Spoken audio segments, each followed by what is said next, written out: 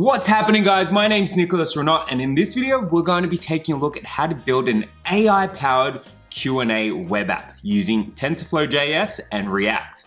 Let's take a deeper look as to what we're going to be going through. So in order to build our Q&A web app, we're going to be using a really special machine learning model that goes by the name of BERT.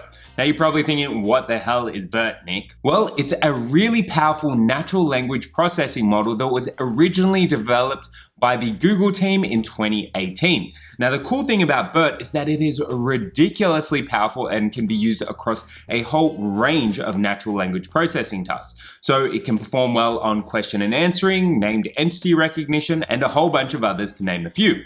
So let's take a look as to what we're actually going to be covering in this video. So first up, we're going to be taking a look at how to install TensorFlow.js and BERT to be able to use it in a web app. Then we're going to develop an interface to be able to push through a passage and actually ask a question to BERT. And then we'll be able to see real-time evaluation. So we'll be able to ask a question about a specific passage and we'll actually see the responses displayed in real time from our web app. Now let's take a look as to how this is all going to fit together. So first up, what we're going to be doing is we're going to be using the pre-trained Q&A BERT model from TensorFlow.js. So the cool thing about this is we can download it pretty easily, not a whole heap of setup involved. Then what we're going to do is build up our UI using React. So we'll be able to build a nice layout to pass through a passage, pass through a question, and get some responses. And then we're going to be able to display the results from our BERT Q&A model in real time back to our web app. Ready to do it?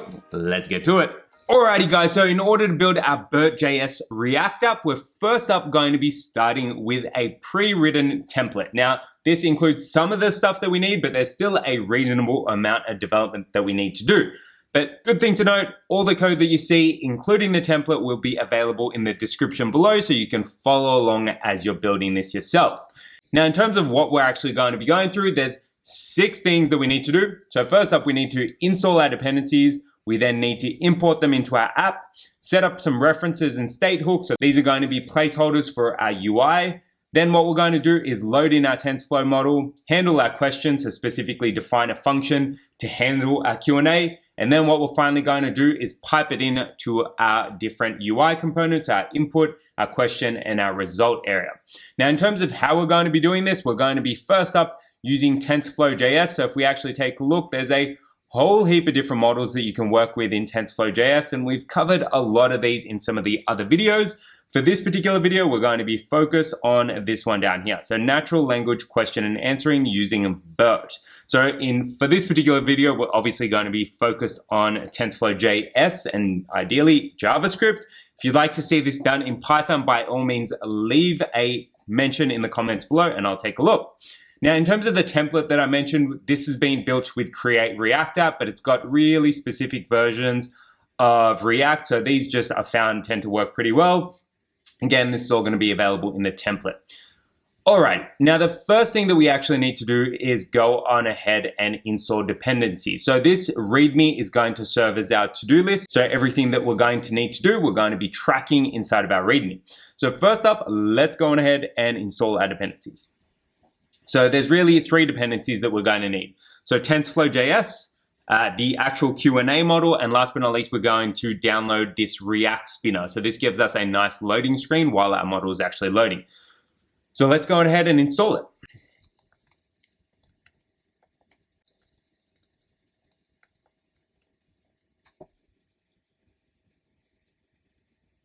All right, so we've started the install for those 3 packages there. And in order to do that, we've written a couple of lines of code, so specifically down here. So first up, we've written npm install and then at TensorFlow/tfjs. So this installs TensorFlow.js. Then we've written at TensorFlow-models/Q&A. And then the last package that we're installing is React-loader spinner. So this is going to give us a nice loading screen as our BERT model is actually loading, because it is quite large, so we want a reasonably nice loading screen while that's happening. So that's now installed. So if we actually take a look at our package.json file, we've got our TensorFlow models, we've got our TensorFlow.js, and we've got the React loader spinner. So that's all good now. So we can mark that as done. Now, the next thing that we need to do is actually import these dependencies into our app. But before we do that, let's just start up our app and make sure that it all is good. So if you actually take a look inside of app.js, so this bit here, Right now, I've just got a string that says hello world in there. So ideally, if our app starts up successfully, we're just going to see hello world displayed to the screen.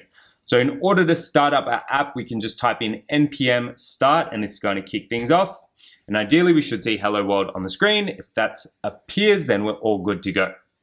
And all right, so you can see hello world is appearing on the screen. So it looks like our app is currently functioning correctly. Now it's time to delve a little bit deeper and start doing the rest. So we can actually stop this and then start importing our dependencies. So let's go on ahead and import those dependencies.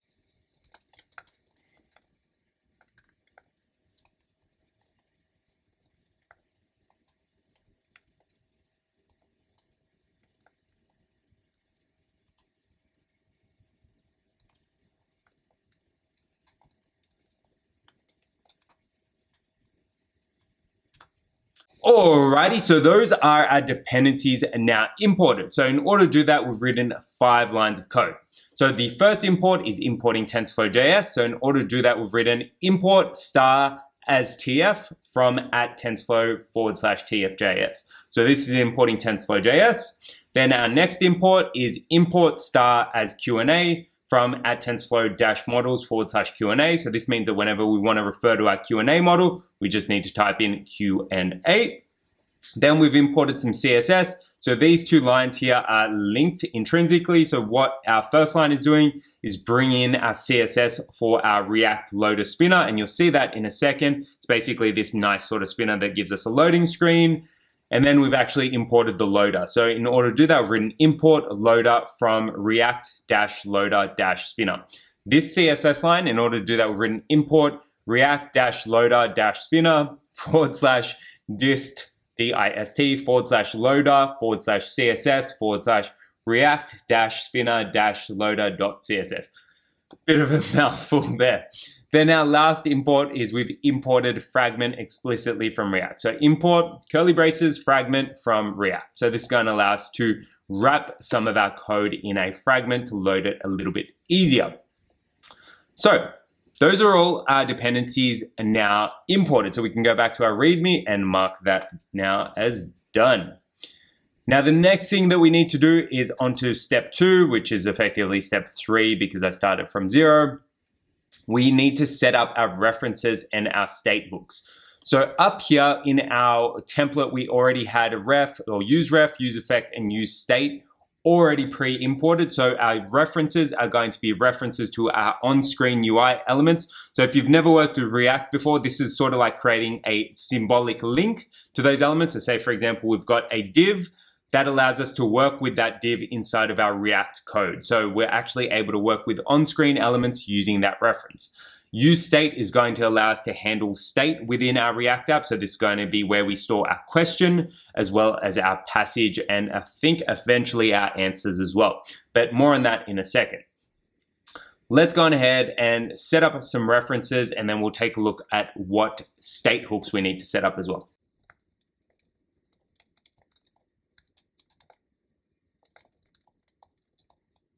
All right, so there are our 2 initial references set up. So we've got one for our passage and one for our question. So this basically means when we paste in the passage that we want to ask questions about, we're going to be able to refer to it by referring to our passage ref inside of our explicit React JavaScript code. Then likewise, we're going to be able to do the same thing with our question ref. Now, we also need to set up a couple of state hooks. So specifically, we're going to have 2 state hooks, one for our model. So once we load our model, we want to hold it in our state. Because the model is quite large, we don't want to be continuously reloading this model. And then one other state hook is going to hold our answers. So once our model is loaded, we hold it in that state. And then once we've got some answers, we hold those answers in that state as well so that we can actually process them and display them to the screen. So let's go on ahead and create some state hooks.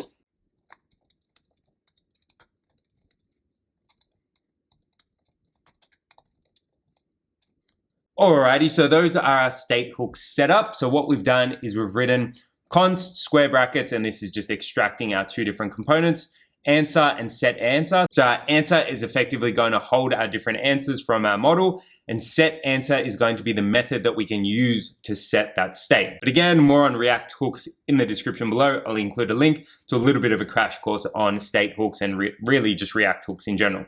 And then we've written use state. So this allows us to use the use state React hook. And then the next line that we've written is const square brackets model set model, similar to what we did up here, but this particular state hook is going to be for our model. And in order to do that, we've written equals use state, and then we've passed through null to begin with. So those are our references and our state hook setup. So again, I'm going to bring this all back together once we actually set up our UI, so you'll actually see how it pieces together. Now, the next thing that we want to do is actually go on ahead and load our TensorFlow model. So if we go back to our README initially, we can actually mark step 2 as done. So we've now gone and set up our references and our state hooks. Next thing that we need to do is actually go on ahead and load our TensorFlow model. So let's do it.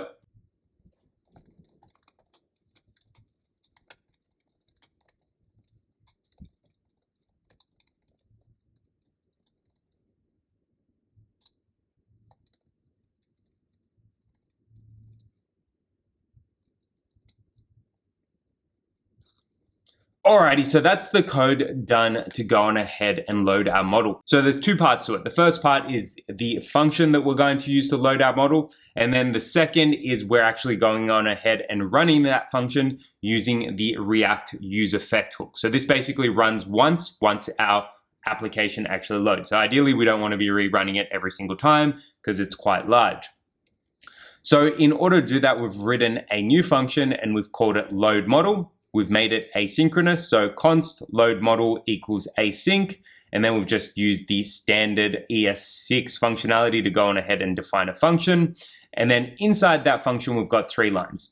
So first up, we're declaring a new variable, so const loaded model. And then what we're actually doing is we're waiting for our Q&A model to load. So in order to do that, we've written await Q&A.load. So if you cast your mind back right up here, we actually imported our Q&A model as Q&A. So when we actually use Q&A.load, we're actually loading that model from the TensorFlow.js models directory or the TensorFlow.js models repository. So this is actually going to bring that model into our app.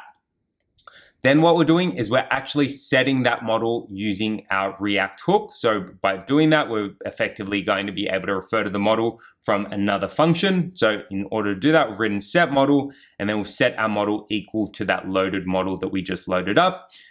And then we're console logging it out. And ideally, if our model loads successfully, we should see model.loaded or model loaded to our console.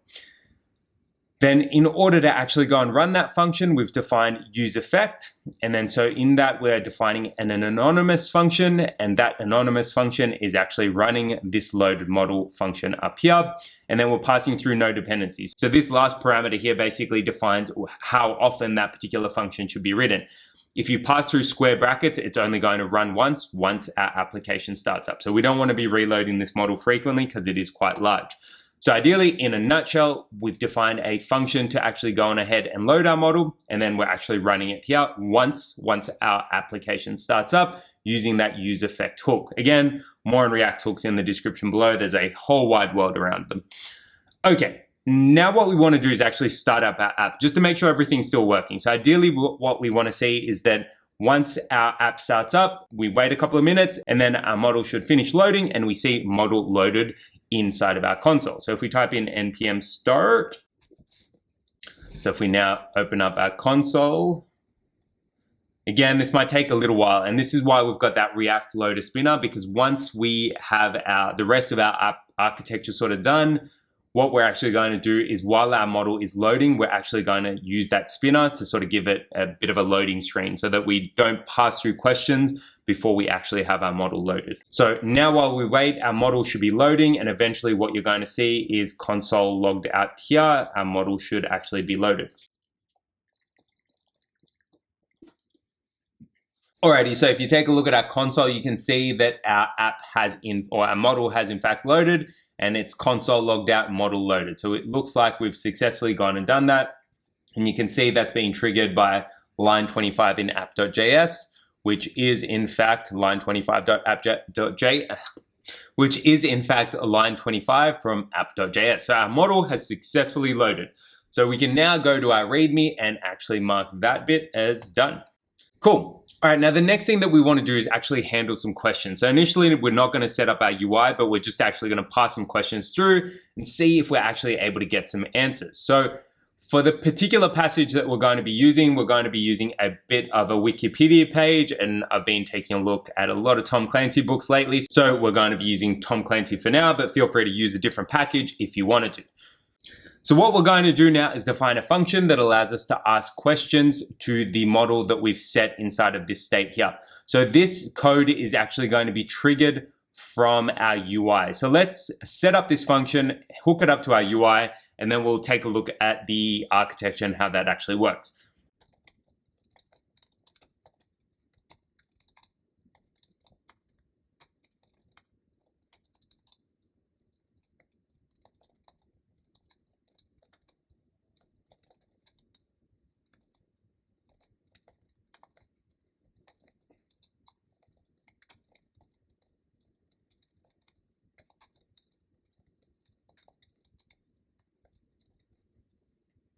Okay, so that's our question answering, and this should actually be set answer. All right, so that's our answer question function now done. So there's quite a fair bit written there, but we're actually going to take this step by step and let me explain what we've actually written. So first up, we've defined a function called answer question, so you can see that right there. And then we've made this asynchronous because down here, we're eventually going to have to wait for our model to actually respond with our answers. So we're passing through the event that's actually triggering it. And what this is basically allowing us to do is check whether or not a user has actually hit enter on their keyboard to actually go on ahead and submit our question. So what we're checking is if the key that has been entered is enter, which equals 13, then we're going ahead. And we're also checking that our model is not null. So we want to make sure that our model is loaded before we go on ahead and ask a question. Then what we're doing is we're actually logging out that we've asked a question. And then what we're doing is we're grabbing our passage value and we're grabbing our question value to be able to actually go and ask that question. So then what we're doing is we're grabbing these two values, so passageref.current.value, because remember these are going to be hooked up right up here to our references. So we're grabbing our passage and we're grabbing our question and we're passing that to our model. So in order to do that, we've written model.findAnswers and then we've passed our question and our passage. Then we're getting our answers, which is stored in a variable called answers, and we're pushing that into our answer state. So remember we set up these states up here. So we set up our set answer and our set model states, or our set answer and set model methods. What we're actually doing here is we're actually going on ahead and actually setting that state. So we'll now actually be able to use those answers somewhere. Now this might not be making a whole lot of sense right now, but this is actually because we haven't defined our UI. So let's actually go on ahead and define our user interface so you can actually see what our passage is and what our question is and actually see the entire flow of the application.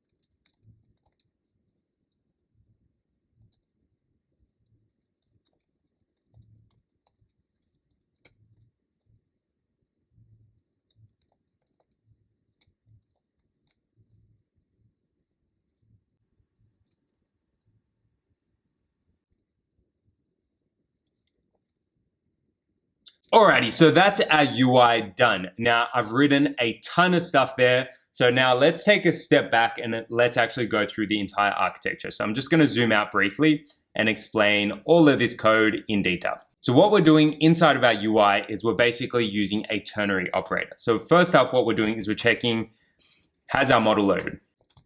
So if our model hasn't loaded yet, so ideally if model still equals null, then what we're doing is we're displaying our loader screen. So we're displaying a div which says model loading, and then we're using our loader function, which came from this React loader spinner over here, to display a nice loader. So if we actually go and refresh our screen, you can see that while our model is still loading, it's going to be displaying model loading, which is this div over here, and it's going to be displaying that loader, which is this. And you can play around with the types, the color, the height, and the width. But to begin with, what it's just going to show is model loading and that little loader screen.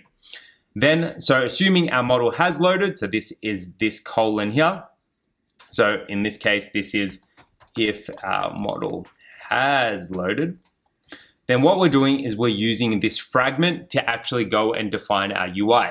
So there's three key parts to our UI. So even though there's a bunch of lines there, there's three key parts. So first up, there's the passage, which is just a text area. So really this is a big region where we can actually put through the passage that we want our BERT model to actually go and read through. And in order to do that, we've defined text area. We've passed through a ref because remember we defined our passage ref. We want to actually be able to go and get our value. Then we've gone and defined how many rows and how many columns we want that text area to have by defining rows and columns. Then our next section is actually our question area. So this is where we can type a question. So once we type that question, BERT up here, so this question section here is actually going to go and grab this question using our question ref, and it's actually going to go and pass it through to our model. So remember, we're going to be grabbing our passage, we're going to be grabbing our question, and we're going to pass that through to our model.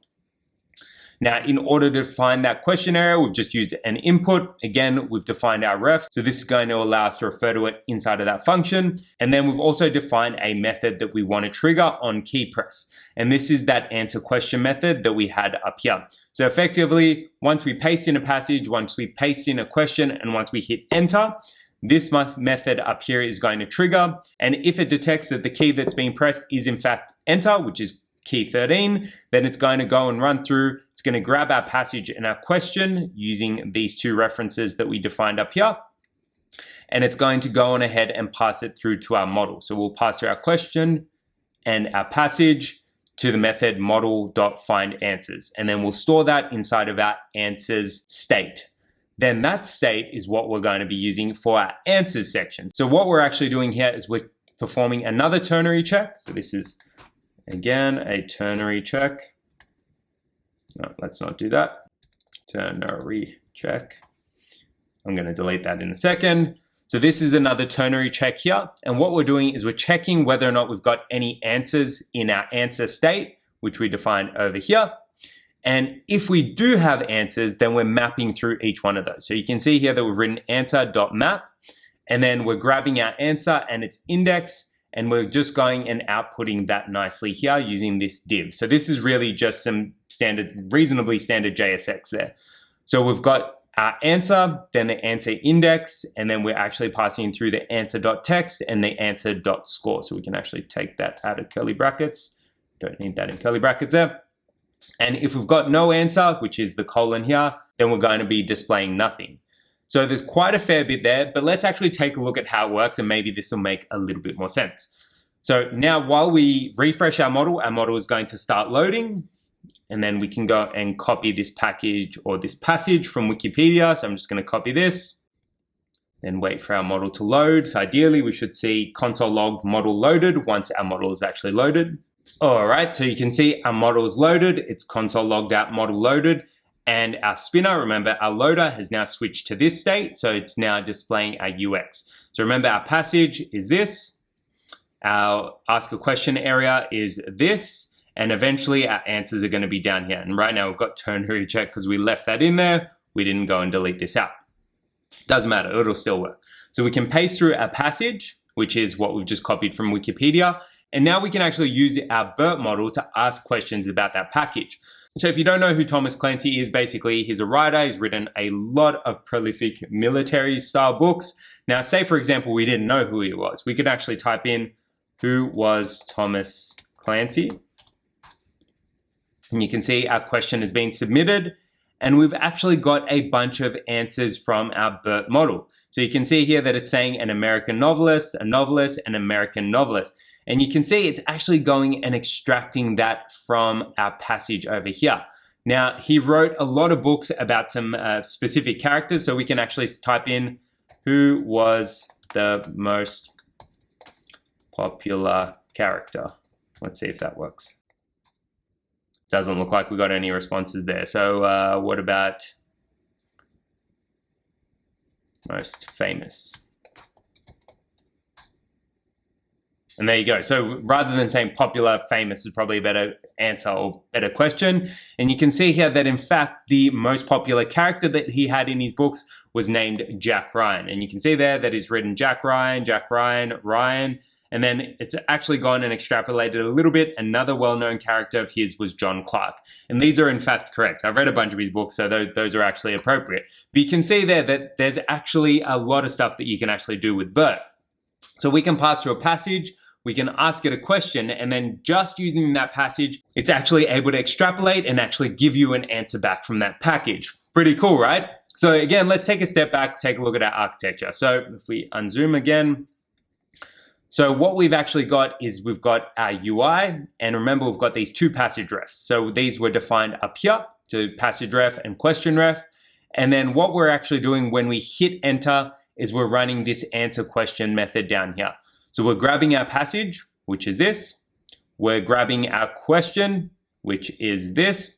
And we're passing it to our preloaded model. So we're using the find answers method to actually go and try to get some answers. Now, assuming that we do have some answers, we then effectively go through this ternary here and we respond with the answer number as well as the answer text and the answer score. Now, if you wanted to, you could shorten this score. So rather than having this huge number, we could actually perform a little bit of pre-processing. So using the math package.